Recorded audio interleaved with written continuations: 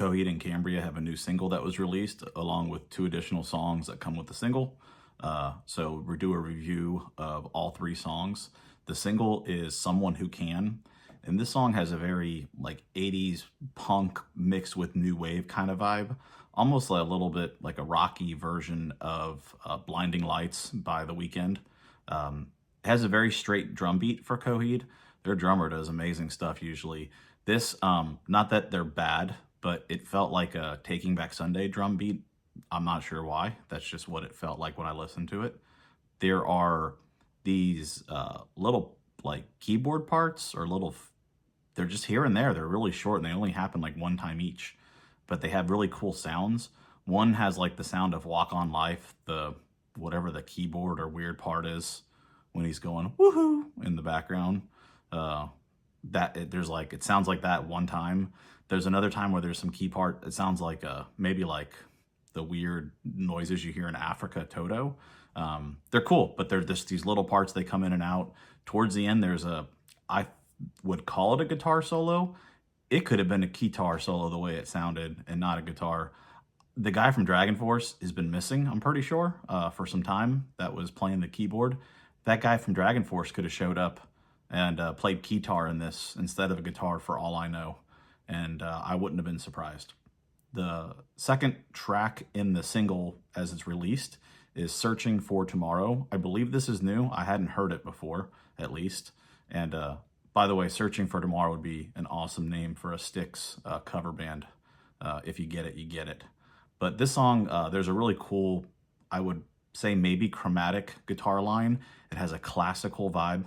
Chromatic just means it just doesn't skip notes like it normally would in a scale. When it just uses all the notes. Why not? There's a neoclassical vibe a little bit to it, and the song itself isn't in odd time. I don't think, at least most of it is not. But it had an odd time feel. I started counting and I was like, oh, this sounds like 1, 2, 3, 4, but I wasn't sure. Like it had a little bit of a weird feel at first. It is very driving though. Think driving in like a Favor House Atlantic. That's the kind of driving I mean. There's a very strong, fuzzy guitar solo breakdown part at the end. It has very much a Muse, the newer Muse stuff, especially like Simulation Theory. This song sounds like it could be on Simulation Theory. This breakdown part, it's cool. I feel like I could hear the Chaos Pad. If you see the dude in Muse when he's got this like iPad in some of his weird guitars and he's like hitting it, this at the end sounds like it could be like that. Very, very cool. And then the last one was Blindside Sonny, I don't know how you actually say it, but this has been released before. I saw the music video, I think maybe a month or 2, something like that. It came out. I only listened to it once before and just listened to it quickly, not really in detail. I remember I liked it. That's all I really remember. So listen to it again this time, but like really paid attention. It starts off, it has like a Blue Orchid sound from the White Stripes, if you know that song. And then it has the feel and the pace a little bit of the From No World for Tomorrow, the Gravemakers and Gunslinger song. It's my favorite Coheed album, by the way. So far, at least. This is sounding pretty awesome. The whole song on this one is Screaming Claudio. He's screaming the whole time. You wouldn't know it's him if you just heard it. You can't really tell it's his voice. He's screaming and more than normal when he's singing, and it sounds like most often he's screaming into like a megaphone or something, the way it's recorded and processed. I don't know that the Sex Pistols ever do this, but there's a part where they go like, yeah, yeah, yeah, like a yeah, yeah, yeah. Like I could feel like a Sex Pistols, like, yeah, yeah, yeah, like kind of angry, drunken, whatever, could kind of fit this vibe. There's this cool at the very end when it ends, this drum and bass part. I'm guessing all the songs kind of flow into each other on the album.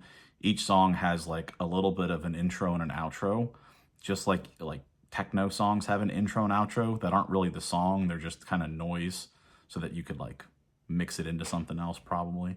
I wouldn't be surprised if each one of these songs, when it ends, it like has some noises and then that noise goes right into the next song. It didn't really do that in the single, but there's 3 separate songs. They're probably not in this order when the album comes out. So if you're a Coheed fan, you're in for some cool stuff. This is awesome. I love Coheed, and generally I like 90 or 80% of their albums. I like all three of these a lot. Hopefully the rest are in this vein. Very cool. All the songs are pretty short. I don't think they're much longer than 3 minutes. It's fairly straightforward, but it has cool elements. These aren't crazy, complex, epic songs. They're shorter songs that have cool stuff in them. Check it out.